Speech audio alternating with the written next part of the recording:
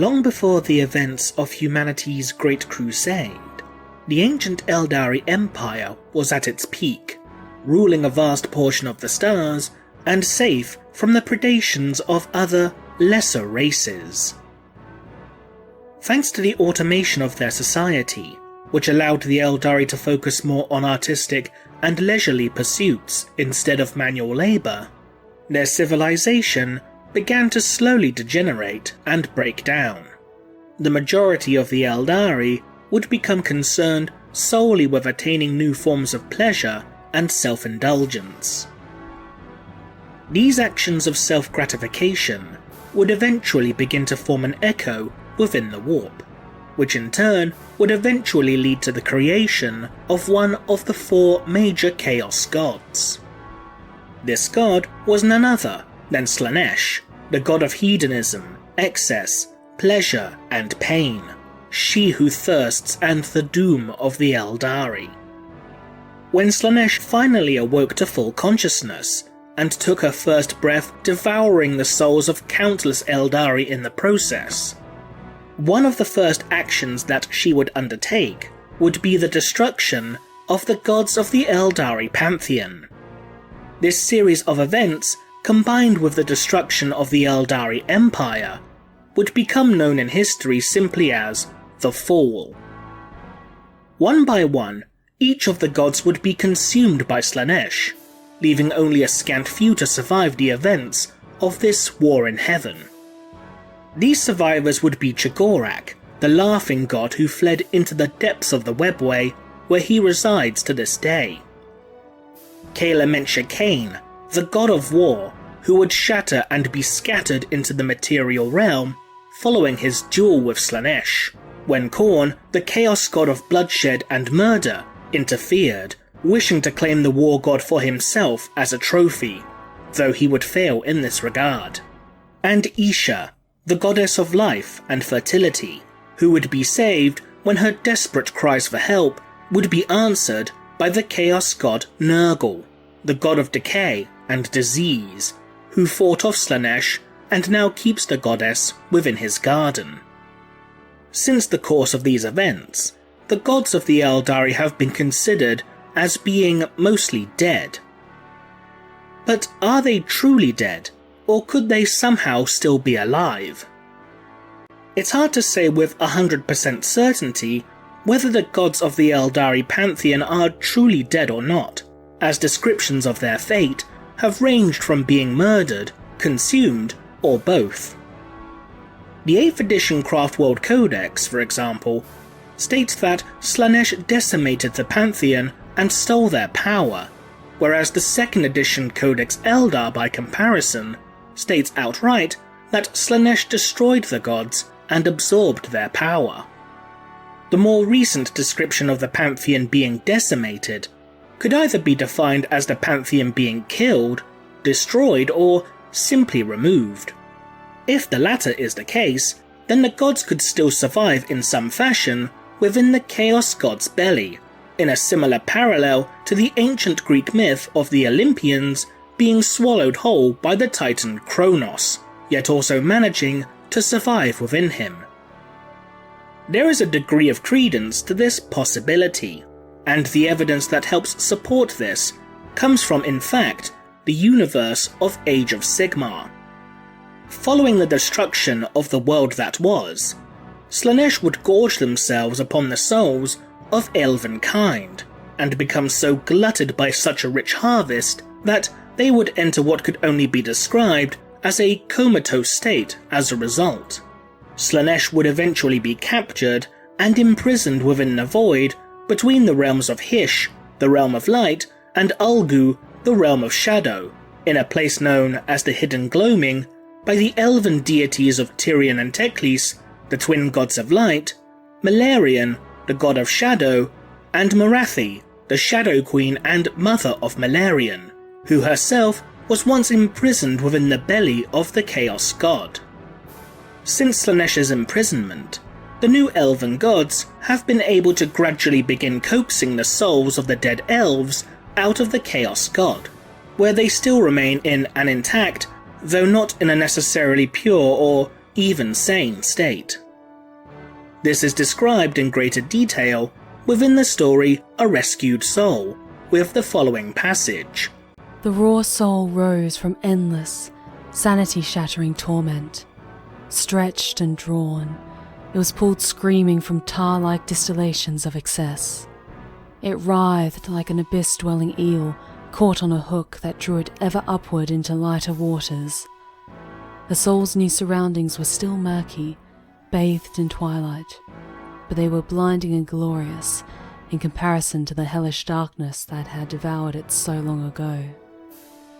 The rescued animus was thin, attenuated to a surreal extent, but it had substance, finally, and a will of its own. Its relief at having escaped its torturous fate was intensely profound, just as complete as the hunger of its nemesis. The soul's consciousness slowly focused, as if waking from a nightmare, gaining increasing awareness of the true nature of things in its new reality. Dim shapes, linear and hard-edged, coalesced.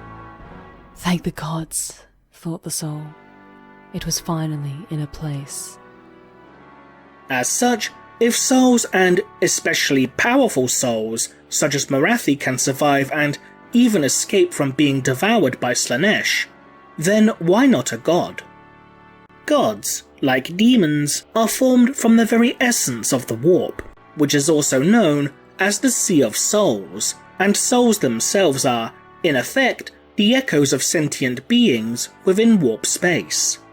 In regards to whether or not a god could be coaxed from the belly of Slaanesh, then it would theoretically depend on whether or not a god can maintain its own distinct consciousness after being consumed, and presumably absorbed by what is effectively a larger warp-born predator.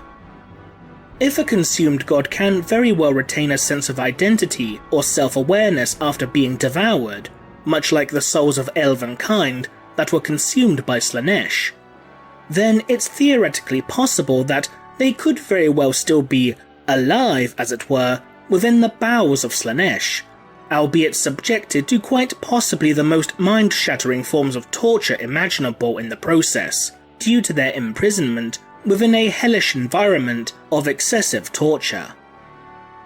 Now, it could be argued that these examples that have been set in Age of Sigmar may simply not apply to Warhammer 40,000, due to being separate and distinct universes.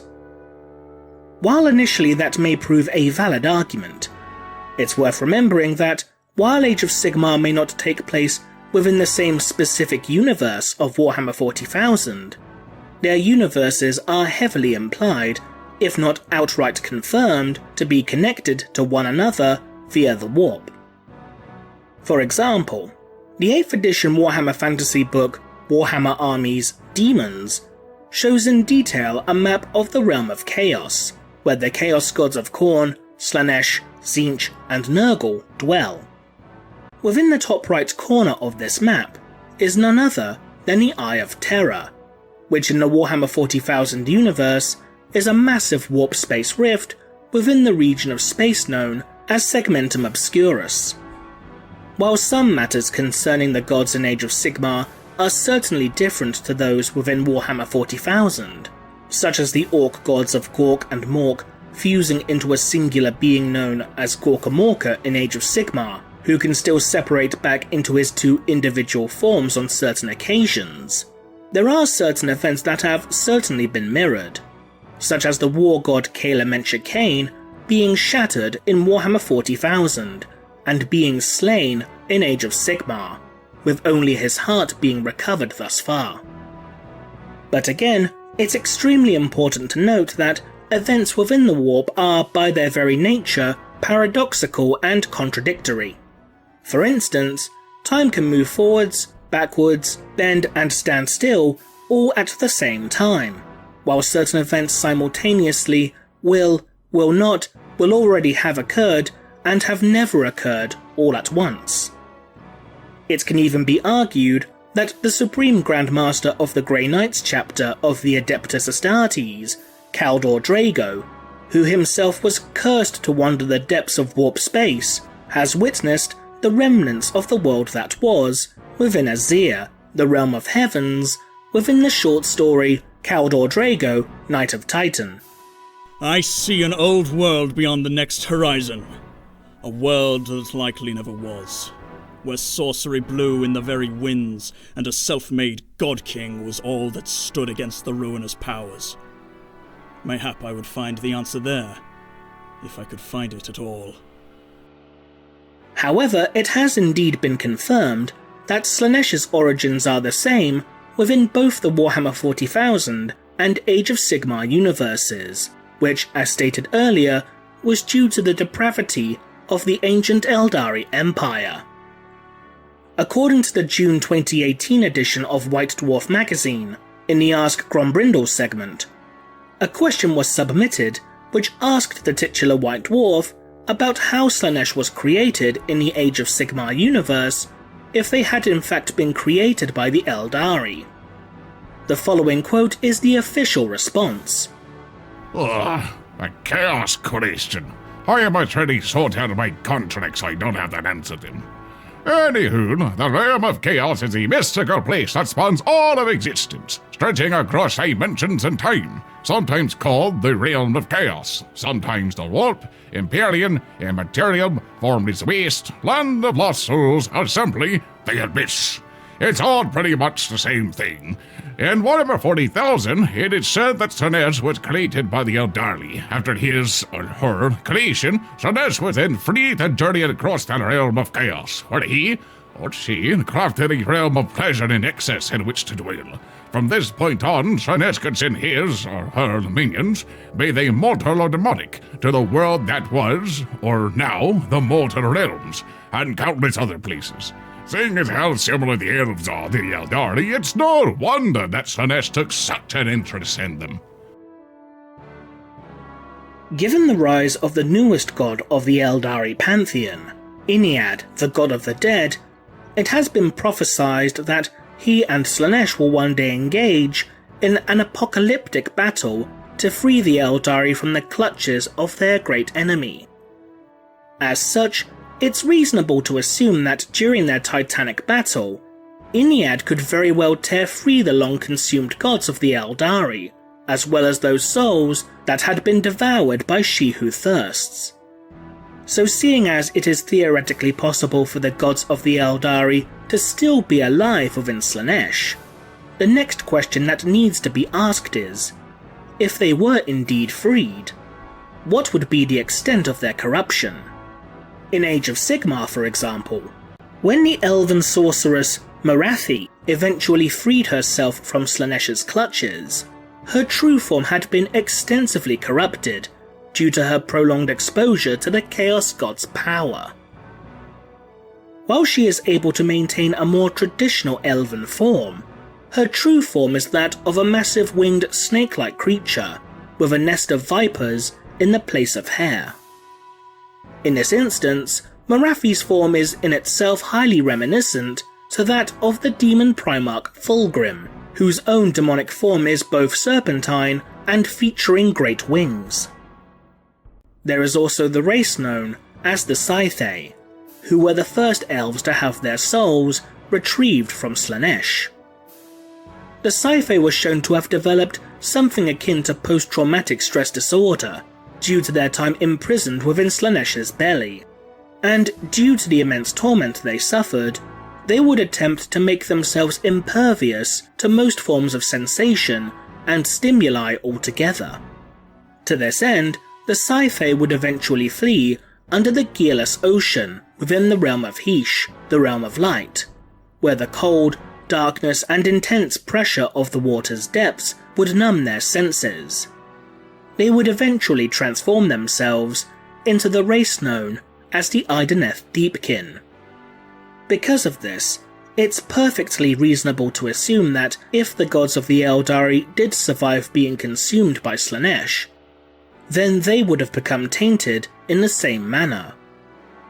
Even if they did become free and retained a relative purity of their ethereal forms, it seems possible that they may have become broken and mentally unstable, and may as a result seek death as an alternative from their waking hell. As a result, While it may be theoretically possible for the gods of the Aeldari pantheon to one day escape from their imprisonment within Slaanesh's belly, if they do return, they most certainly won't be the same as they once were. What do you think? Leave a comment below, and thanks for watching.